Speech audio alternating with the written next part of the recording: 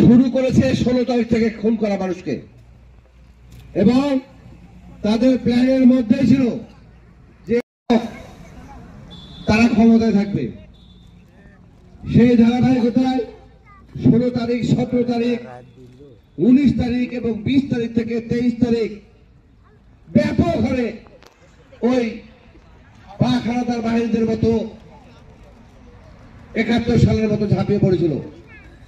কিন্তু যখন দেশের মানুষ সবাই ঐক্যবদ্ধ হয়ে কোন কোন ব্যাটালিয়নের গুলি শেষ হয়ে যাচ্ছিল, কিন্তু মানুষ মরা শেষ হচ্ছিল না। একটা মানুষ বললে তারা আইডিয়া করেছিল যে আরো মানুষ হয়তো সব পালিয়ে যাবে। একজন মারা গেলে যখন শত শত মানুষ, হাজার হাজার মানুষ আসা শুরু করেছে, তখন বাধ্য হয়ে শেখ হাসিনা এই দেশ ছেড়ে পালিয়েছে।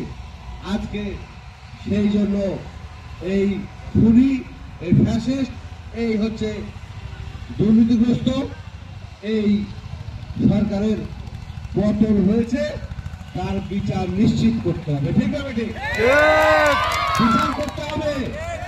সেই জন্য আমরা আমাদের বর্তমানে যে অন্তর্বর্তীকালীন সরকার প্রধান আছে, অত্যন্ত গুণী মানুষ, অত্যন্ত ভালো মানুষ।